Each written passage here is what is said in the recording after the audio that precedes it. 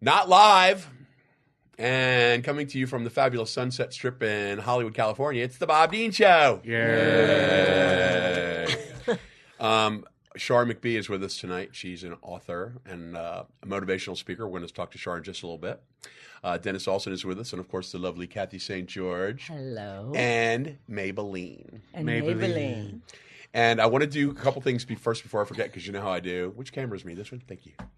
I want to give a great shout out to Jackie Berganza. Yay! Yay! Jackie is a beautiful young woman that is a world traveler and a bon vivant around Beverly Hills, and she's also a hostess at Wolfgang Steakhouse in Beverly Hills, where I sling drinks to pay the rent. And Jackie is my friend who has got me going on how to tell everybody to subscribe on iTunes, and she is quick to come over and help anybody that's over 40, like me, or over 50, to get them to work their iPhone to subscribe, and she does it a lot. So thanks, Jack. So I appreciate it a lot. And you need to come on the show. I've been trying to get her. And we do have a couple of little sad notes that I want to say. This is Chris R. I know you can't see it, but Christine R. She is the singer.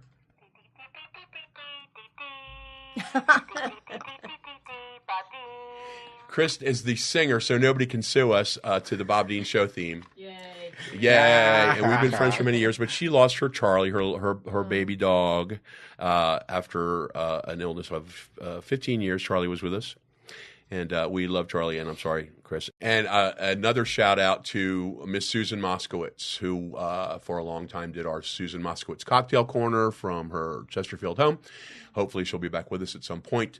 But Susan lost Vivian. Susan and Alan lost Vivian, one of her pugs, and truly, truly, truly sorry. She was a sweetheart, and we loved her very much. Yeah. So anyway, back to the Bob Dean Show. Yay. Coming from the Ruby Studio on Sunset Boulevard with my producer, Sammy Junio. Hey, Sammy. And our cinematographer, Joe White. Hi, Joe. And these young millennials. And we're just going to do episode 51. Thank you very much. Yay. Our 50th episode was last week with Andy DeSalvo and Cathy and Dennis and blah, blah, blah, blah, blah. So episode 51, here we go.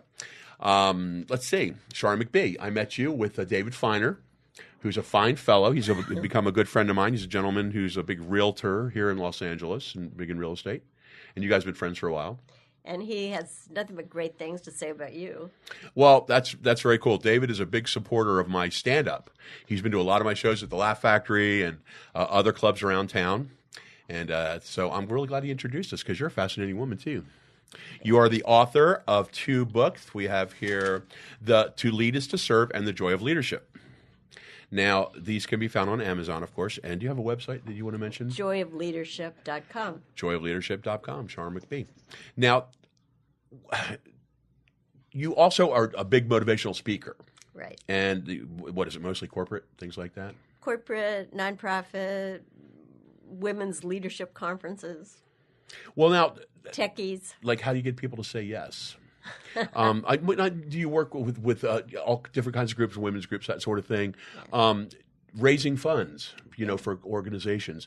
Do they call on you to come and speak to a certain clientele or their own employee, or what? Both. All of this. Sometimes it's an organization that wants to raise money for some good. I've spoken with all of them.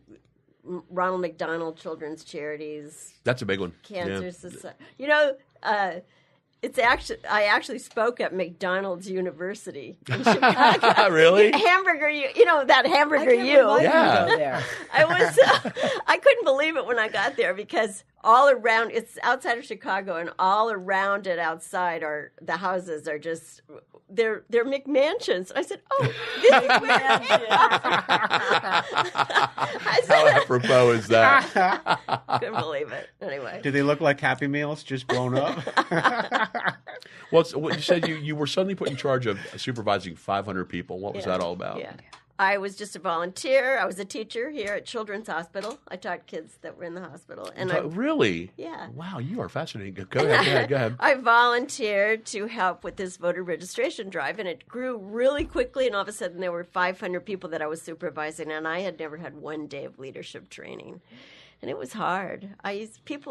It sounds like you're doing something good, but people can be mean. Oh, try being a bartender for 36 years. I can but imagine. in front of 500. Yeah, and people would criticize me, and they didn't want to do it, but they didn't like the way I did it. Yeah. You know, it was so painful. I just think, well, I'm just trying to do something good here. Mm-hmm. Now, was that before your reporter days and that sort of thing? Yeah, it was before. Because you were a reporter with CBS News. Yeah. And tell us a little bit about that. Okay, so, you'll like this story. So I was in New York, and I was sitting in the Hilton Hotel and just waiting for something, to meet people or something. And there were a group of us sitting around, 8 people, all men except me. We were sitting in this circle just chatting at the bar. And Warren Beatty walked by. And then he walked back, and he pulled a chair into the circle, and he was only speaking to me, none of the men. And he looked straight at me, and he said, "I don't know you." And I said, and then he said, "I'm Warren Beatty." And I said, "I know who you are." and then he said, "Would you like to have dinner with me tonight?" Ooh. And I Warren said, "No, thank you." How come? And then he got up and he left because he had was such a jerk? horrible reputation. Yeah. He was just clearly trying to show off in front Is of he? all these He's a men. very nice man. And so 3 months later, the news director at CBS called me, and he had been one of the men in the group, and he said, "When I saw how you handled Warren Beatty, I knew I had to hire you." Wow, that's really cool. So it was cool. Well, Kathy says he's a nice man. I'm real sure known he's more, nice. and you know what? He's a good listener, believe it or not. Wow. That's his gift because Wow. he can remember everything he's ever said to you, and that's why girls think they like him or that he likes them because he remembers the last comment. You know what I mean? Oh, that's very Yes, interesting. I It's kind of do. interesting. But sassy Shar McBee saying, "No, thank you." Yeah. Yeah. Well, I just, you understand. It was I was sitting at a table one night in a restaurant, and I know I date the wrong guys. My boyfriend was just going to prison on the news. Oh. The guy I was waiting for to have dinner. Yeah. And Warren leaned over and said, "Guess you're free tomorrow night." See what I mean? That's Wow. Yeah. Well, I want to know now about your boy. Well, I don't want to bring up some bad memory, but No, it's not a bad memory. Well, I mean, well, you're watching for TV. him it is Your boyfriend's going to jail. forever. Oh my God. Wow. Well, do we dare Lovely ask? man. What's the one I told you when we were on the other? Oh, yeah. How could I forget? Yeah, but I got a book. I just ordered it that I'd lost, but it's in the book. Just found a book on in the UK, and it's the whole thing is in there. So. Oh yeah, I'd love to read it along with you. I want to read your book too. Well, my book's Well, been no, because, very popular for a long time. Those, I I have a friend. I have a friend, Larry, who I wanted to come on the show with us, and maybe you can come back on another time because he did work like this, and he used comedy in it as well. Oh, you were telling me earlier about using comedy in motivational speaking. Oh, people! Somebody once asked this woman that was quite successful, charged a lot of money for her speeches. Someone said, "Do you use humor?" And she said, "Only if I want to get paid." I mean, it's really true. It's important. Makes I a think, huge difference. because it lightens it up and makes people feel more comfortable. I've studied. We used to broadcast or tape the show at the LA School of Comedy at 10835 Santa Monica Boulevard in beautiful Westwood, owned by Suna Kronquist, who we love. But through the time that I've been studying there, there's been several people that have come through the class that are in big business. And they want to do it just to learn, how to be more assertive and captivate the audience. As I'm sure in your book it gives a lot of strengthening insight on how to do that as well. Yeah, well, it's interesting what Cathy was saying about that Warren Beatty's such a good listener. One of my fundraising tips for nonprofits is to lead is to listen. Mm-hmm. Usually when someone goes and you're wanting to ask for money or try to find a sponsor or try to find an investor or a donor to your cause, you go wanting to tell them this is why, and the smartest, I call it emptying their cup. Like you have to let them empty their cup. So you let them speak first. And if they say everything they have to say, then they can hear you. And also, you can listen to what they say. Exactly. And know the things to say that will interest them. Exactly. I had an experience once. I was raising money for this really good cause in Hawaii, and this big Hawaiian man came in. I saw him. I thought, oh, gosh, he's going to want to talk story. Do you know what that is? Tell us. In Hawaii, they like to just sit and tell stories. I think it's because of the trade winds or something. I don't know. And I knew hanging out with me. I knew he was going to want to do that. And I was like, oh, no, I have so much to do. But for some reason, he came in, he sat down, and I just let it, he talked. And then after about a half an hour, I didn't want him to start talking again. And he said, well, what are you doing? And one of the things I've been trying to do was get an article in the newspaper. And I'd been hounding this reporter to write an article about our event. And I wanted the article to go in the paper before the event. You know how many times you read about something and you think, oh, I wish I'd known, I would have gone. Yeah. Do you know? Constantly. And so I wanted it in advance. So anyway, it wasn't happening. And so when he said, what are you doing? I just said, oh, I'm trying to get an article. He said, oh, you want an article? He picks up the paper and he calls the owner of the newspaper. He and I go straight down to the guy's office. I tell him my story. He said, that sounds interesting. What do you want? I said, I want an article that comes out. And we got half of the, view section. Huge, big thing. Wow. And I thought 3 weeks of me telling that reporter that I wanted this story got nothing. And 30 minutes of listening to that man, I got more than I could have. And do you think he felt good about making that connection for us? I mean, he was so happy. He gave a big donation. He brought everyone he knew to the event, including the governor of the state. Because he believed in it, though, obviously. Yeah. But it was that's like, remarkable. I know, I got so much for 30 minutes of listening. And when we're busy, we think we don't have time. Or when we care about our cause so much. I know, I see it so much with these techies that I work with. They're trying to pitch their thing, and it's so important. It's really hard to hold back and listen first. That's right. And then... Well, now, do you ever get burnt out doing this? Or, the constant energy, where do you find that? Well, Ted Turner, founder of CNN, yes, et cetera. Of course. He was the first guy that ever gave $1 billion to a donation. A $1 billion donation was the first one with him. And someone asked him, well, what's your secret to success? And he said... early to bed, early to rise, work like hell, and advertise. But I say the answer is, and this is the answer to your question, early to bed, early to rise, work like nature, and advertise. Because nature doesn't burn itself out. Do you know? We do. Yes. Nature, and I use the example of, people think they have to give so much. You have to put so much into it. And I say, do it the way nature does. Give a seed. You don't. If I have one seed, let's say I have an avocado seed, if I plant it, it doesn't. I don't get back one seed. I get thousands of avocados. Do you know? Yeah, absolutely. Right. It gives so much from one seed, and we just don't get that as human beings. We think, oh, we have to do so much. So it's.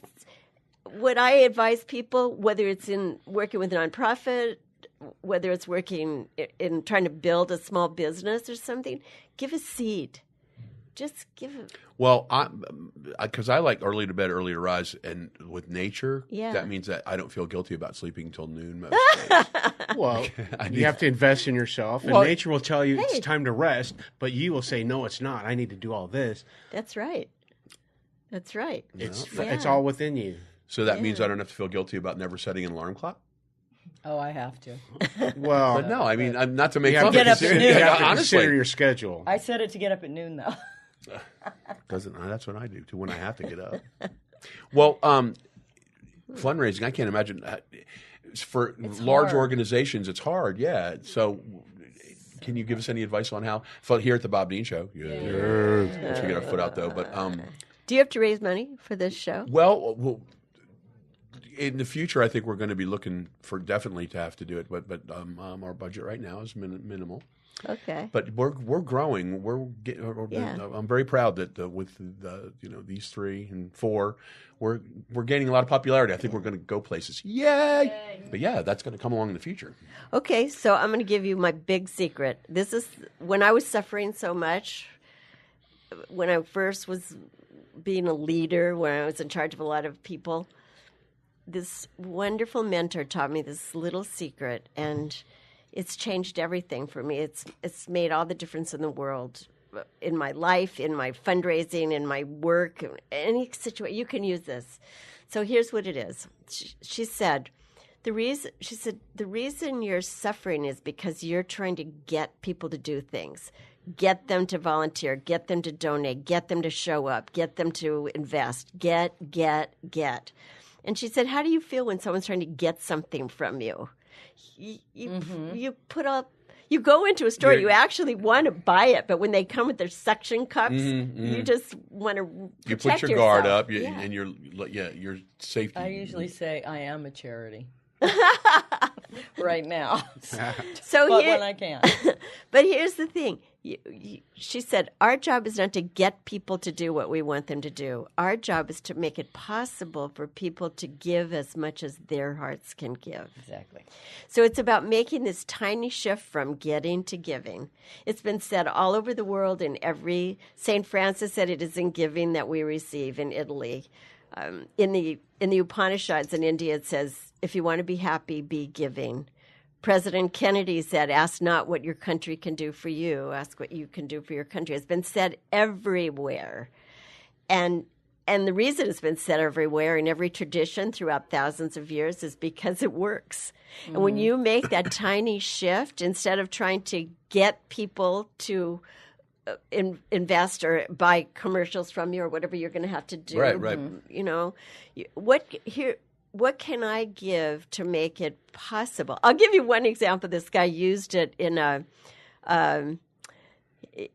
he wrote this article in the Historian magazine or something. But what he said was, he read my book, To Lead is to Serve, and he said, okay, this all makes sense, but this is real now. I want to see if it works in the real world. And he needed to get someone to take on the sponsorship of a tricycle parade. and he couldn't get anyone to do it, and he'd been doing it and nobody would do it, and he was trying to get someone else to take it over and someone sponsor it. What was the parade for? Do you have any idea?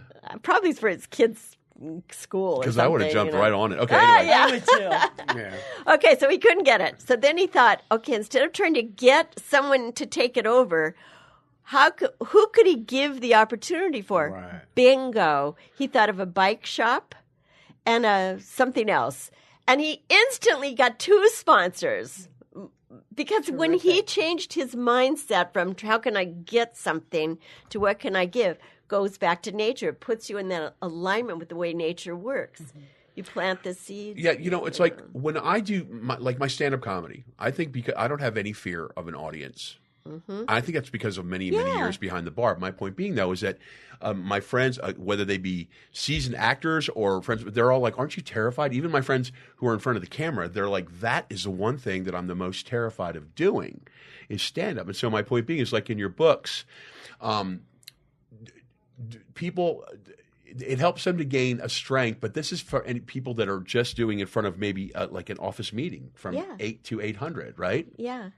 Oh, I'll give you an example. I was hired to give a speech to 300 Lutheran ministers in Texas. In Texas, no less. And, I was fine. I've spoken so much. And then all of a sudden, I kind of freaked out right before I had to stand up because I thought, wow, they speak every Sunday. They're all speakers. I don't know. I just suddenly got embarrassed and contracted, frankly.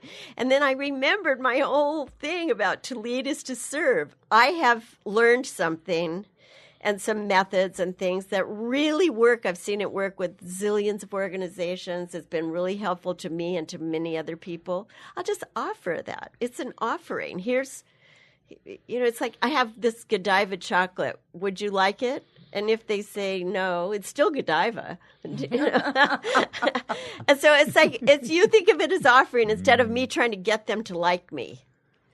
Do you know? And these books can also help, like even if it's like someone that's chairing a committee. Yeah. Right? Yeah. But maybe something for their school or a function like a party that they're put in charge of, and they're really, really busy. But these techniques can help with that too, right? Oh, I'll give you one example of, okay, if you need support, which we all do at all levels, if you make people feel included, they will support you. And when people feel excluded, they'll actually undermine you. It's so painful for people. And I saw this thing happen one time. This really good friend of mine was invited to a dinner party in Malibu when President Carter was running for president. And he was the governor of Georgia. Nobody out here knew him. And so the hostess had arranged that he would change seats after each course so that everyone at the dinner party would get to sit next to him and actually meet him. And the way it all worked out. Marvelous idea. Oh, it was great. But what happened, the way it all worked out was my friend, who was the youngest of the whole group, he got to sit next to every single person except her. And then his handlers or whoever, they came and they said, yes, on to the next event. And he got up and he walked up to her and he said, I wish there had been one more course. Oh, awesome. And do you know she volunteered for him the whole campaign? Rest of the So nice. So if you want to be supported, you make people feel included. So when I say to somebody, if they're not, okay, but when you leave, I'm going to talk bad about you. That's not working. So if you don't do it, I'm going to talk bad about you when you leave. Okay, I won't do that anymore. Well, that is really just such a wonderful statement about President Carter. Yeah. She got kicked so much. My aunt worked for him. So. Okay. No, Yeah, but Washington. when I was just a little kid there back in the 70s, but I always liked that guy. And did Rosalind too. too. Rosalind. Well, look how much they did afterwards. That's exactly their giving. humanitarian work. Is Well, that's just, another thing is a really important. You like the nature thing. The other thing that I think is really important that we can all learn from nature is this principle of sacrifice. Is that nothing happens without a sacrifice. Things don't move forward. Take your gas in your car. You're in first gear. You've got to burn the gas. If you hold on to it, let me keep my tank full. You're not going to move. You're not going to move, and your car is going to become stagnant. Yeah, exactly. Like your brain, I guess, right? Exactly. If you just sit around and don't do anything. Like my printer that I took in today. No, seriously, I bought this really high-end printer like 2-3 years ago, and I hate it. Technology, and I'm not kidding when my head shakes like that. And long story short is I just don't. But I mean, this is just a comparison. Yeah. I don't use it. And I'm the queen of printing. So I didn't use it at all to the point where all the ink, all the colored cartridges dried out. Blah blah. So it suffered from neglect. Well, precisely. And that's why I took it in today. And the problem was that I didn't use it enough. And everybody knows that you've got to keep your car lubricated just like your mind. And you've it got also to use is it. what you want to use it for. Whether it's photos, just printing. There's some that are Epson are better for printing photos. That's what I got. I got a big one that does 11 by 14. Yeah, I always go bigger. But well, I was commenting too that before you got here that you've been putting up a lot of pictures that I just think are friggin' awesome of Studio 54 and China Club Days, and then Shar had mentioned too that she used to go there a lot in New York too. So you guys probably partied together at some night. Good times. Well, you're gonna have to teach me how to scan so I can put up all those pictures. Of I have. I've got a Epson scanner. It's a separate one. It's always better to, use separate pieces because I can scan slides and negatives. Well, for those of you that are laughing, I don't know how to scan. I don't care what you think. Okay, I don't know how to scan. I still don't know what save and save as means, but I can parallel park without a computer. But you do forget when you don't do it for a while. It's not like sex. You do forget how to do it if you don't use it Like everything. Like everything. I went back and I was like, how did I do that again? I said to him last night, we were watching the rerun of the Golden Girls, and what's his name? Ken Berry, the actor, was blah blah blah, and he and Rose and Blanche are having this dialogue, and he said, well, my nickname was Skipper, and she's like, why? Because you had a yacht? He goes, no, because I like to skip. And then he got up and the actor skips out of the scene, and I look at Dennis and I go, man, do you remember how to skip? I do. And he goes, yes. I don't think I could. I skip sometimes. It makes me feel good. Ay, ay, ay. I know. Well, let's try it after the show. Okay. I'm game. Well, so now, do you lived in New York then back then too? Or where your home is Los Angeles? You're a native, right? I left here in 1982. At the time, I had just been offered my own column in the New York Times. It was going to go to 212 newspapers. Wow. And I was in conference to do a TV show for Fox, which was just lowering themselves to start television at the time, coming away from the movie thing. And I went to India and became a dishwasher in a little village. Now, listen. You went where? Yeah. That's I went great to a village in experience. India.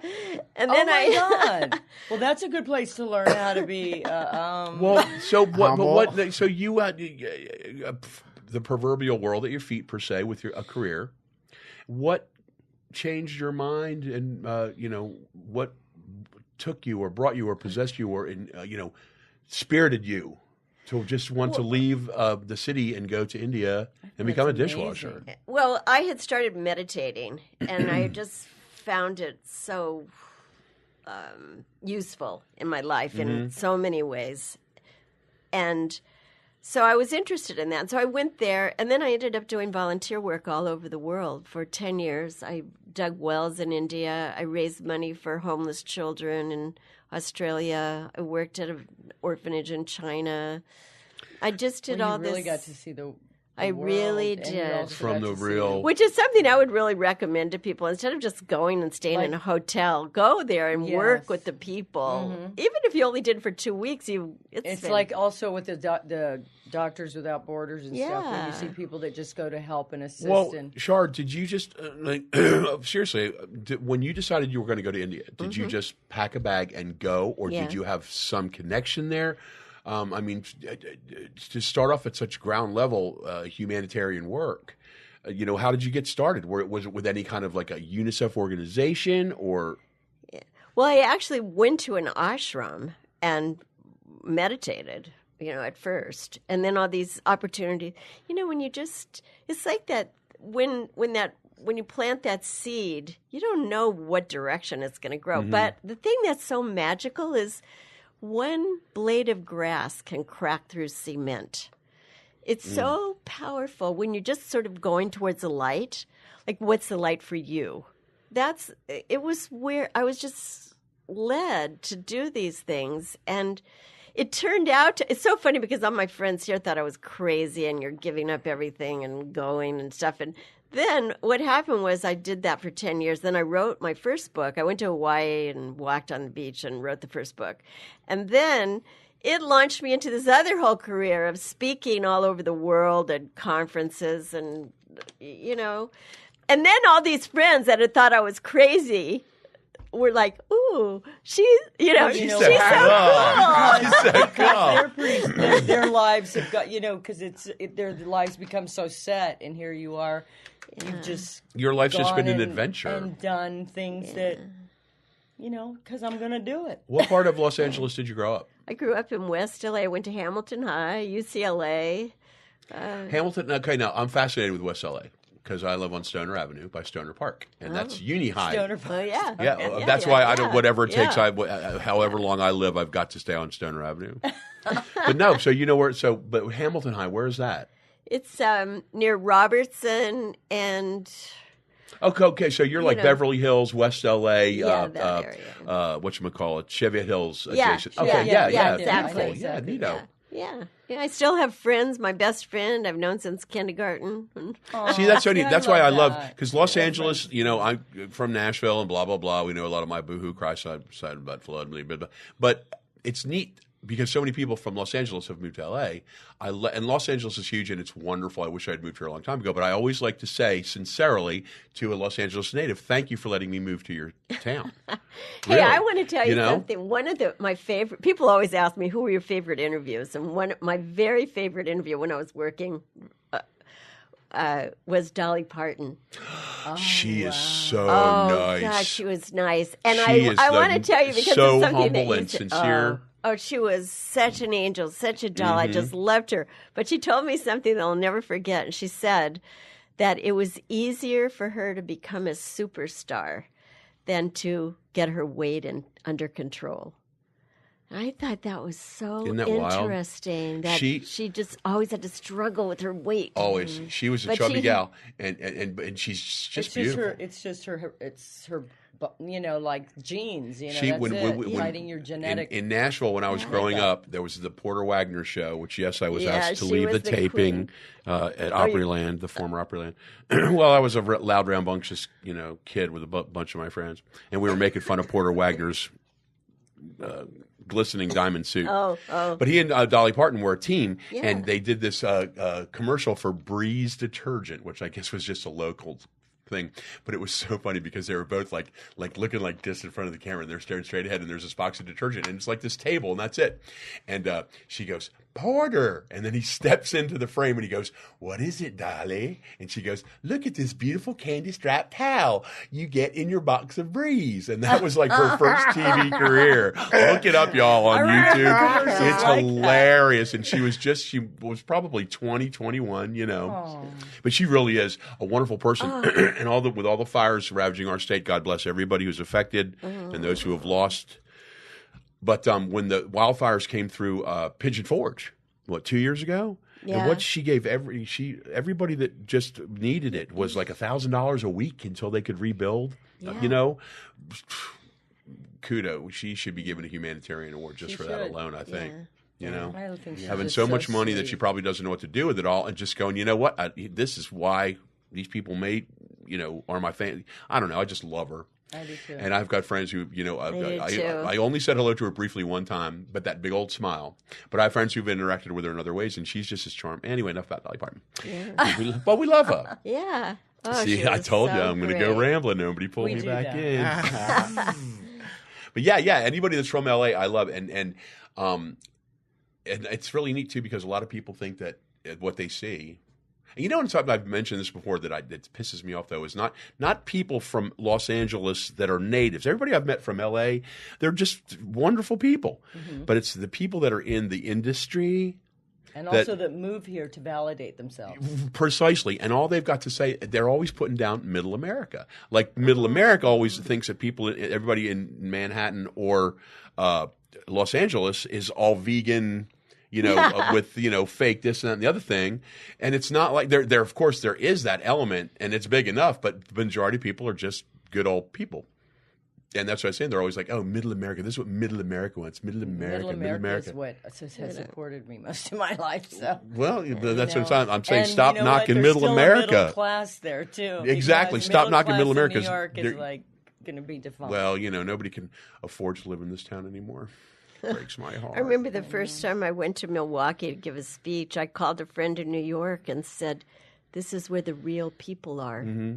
I couldn't get over. I just loved those people. In New York? No, in Milwaukee. Oh, yeah. It was just they were so down to earth and kind and really welcoming. They did all the things that I say in my book you should do if you want to raise money or attract volunteers. Well, they probably all read your book. I remember when I used to get a cab in New York when I was living there, and they'd say, you're not from here, are you? Because that was so nice. Yeah. I just heard somebody at the bar talking, discussing that, just the same thing. They were from here, and they were talking about just how stinking rude so many people were until they said the only way that I was able to get by with people banging into me on the street and that sort of thing or stealing my cab was to just become as rude. And then, just to be as nasty. And I'm like, I have no problem doing that. In fact, you thrive on it. I know. I only pick on other people because I'm insecure about myself.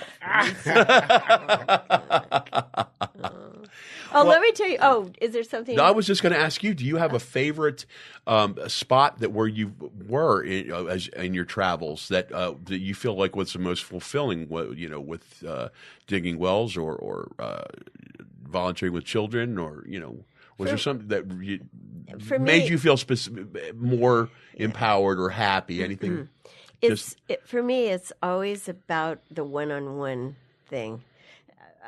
I had this one experience with I was helping this man in Boston prepare a speech, and it was weak. He just didn't have it. He was limp, kind of. And finally, just out of frustration, I said, stand in the warrior pose. Do you know what that is? In yoga, no. I've been doing yoga forever. So, is that okay? She's giving us time. Oh, okay. So I had him stand in the warrior pose, and it got so much better. He just got stronger, but it still wasn't quite it. And so then I said, finally, just out of frustration, I said, God gave you that big body. Use it to serve. And he was like a Picasso painting that went into alignment. He just went, wow. And he was strong. The speech was great. He went home really happy. The next day, his wife called me, and she said, what did you do to him? You might have changed him. Really? And, well, she said, he came home transformed. And then she explained. She said, all his life, he's been afraid that people are afraid of big black men. And so he spent his whole life trying to make himself look smaller. And she said, when you told him you were given that body, use it to serve, he just saw it. And he went on to become the CEO of this big international organization. And it launched me a whole new career. And I'm actually writing a new book about it. And I'm doing all these seminars that I call Leadership with a Twist of Yoga. That's great. So I teach them these kind of principles that you can use both with your body and in your leadership. So anyway. Well, that's pretty neat. Yeah. Well, when somebody said to me, look at your big body, use it, I became a bartender. No, I've seen you in a bikini. Everybody can see me in a Speedo at www.bobthisearlycomic.com. It's pretty good. I know, isn't it? Hey, do you guys mind if we play a little Just Jump? Yes. As we have the last few minutes of our show? Yay! Just Jump was named by our friend Ben Good, and when he was on the episode with Danielle Alsin and our friend, and this is Amy Vanderbilt's 1957 Guide to Etiquette. And Dennis has pre-programmed some questions, and Shar and Cathy and Maybelline and I will see how close we can come to the right answers. Just jump. That's how we're going to do it. Just jump. Say that to me. All right. Okay. My father-in-law died recently. My husband is a junior. My mother-in-law is still alive. Does my husband drop junior and because of this give my mother-in-law's name, or should he retain junior until she dies? Oh, that's an easy one. He just retains junior. Yeah, I think Anyone else? I would have given up junior. I would give it up. Ago. Yeah, your husband drops I would the give junior. Up junior. Yeah. Your mother-in-law continues to use her husband's name unless and until she remarries. Well, that's wrong. It's kind of like the queen. She becomes the dowager. Oh, that's right. Well, no, because I use junior on my checks and all that because I don't like the Roman numeral 2, but I am in fact Robert Densmore Dean II. Because my father said I don't want people calling him Junior for the rest of his life. I like the second. That was cool. But for some reason, I can never get the Roman numeral 2 to look right when I sign a check, so I just went to JR. But if and when I ever pass away or whatever, all the shit is with the second. Okay. I'm sure they'll be able to put it But on yeah, the food, I said the ladies got the answer right. I, on the other hand, being that's because I've been milking Junior. I'm sorry about that. Okay, next question. The death of a loved one occurred in our family a short time ago. Different members of the family have received numerous letters, notes, and cards of condolence. Should these be acknowledged by us? Wait, I'm sorry. Does it say who in the family, what the relationship repeat is? the question. Different members of the family have been getting... Would you? I'll start over. Mr. Alsin, please repeat the question. Thank you. The death of a loved one occurred in our family a short time ago. Mm-hmm. Different members of the family have received numerous letters, notes, and cards of condolence. Should these be acknowledged by us? Yes. Well, I would think so. Yeah. I would think mean, so. they don't have It would email, be like but back then you had to do it. if we were, All of them. brother Yeah, I and would two acknowledge sisters all of them. kind of thing, Yes, then absolutely. and we Thank lost you. Thank another you for sibling, or we'd have different friends and that sort of thing sending us. So Yeah. Thank you so much for your warm thoughts. Okay. She says, those members of the family who have received the letters of condolence answer them. Cards of condolence are not properly sent, but if received, are acknowledged by the personal notes.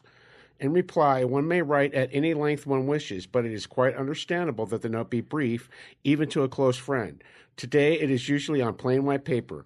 Black bordered mourning paper is much less used now and quite unnecessary. Can I ask you a question? Is there a certain amount of time, like where you can thank for like wedding gifts, or you could thank for gifts? That's is another there a certain question. amount of? Sorry. I think it would be fine if you don't That's take a great too long. question, but I think it's going to be another question, and I think it's and for those of you that are listening that don't even know what a pen and paper are, I still Emojis. like, you know what? And with a And mop seriously, wand. there's nothing better. I got a box. I've mentioned this. A box of letters at home that I'd write back and forth to my friends in the early '80s when I first moved, and it's hysterical to go back and read like this things that you were doing 40 years ago. And yeah, I mean everything from a birthday card, whatever. We all just do it via Facebook and that sort of thing now, and it's kind of sad because getting a card in the mail is pretty cool. Yeah. Yeah, I still have thank you cards, and I like. And mother, yes, I know. As Jennifer Diamond mentioned in earlier taping, that mom follows me around everywhere, and my mother was always on my back.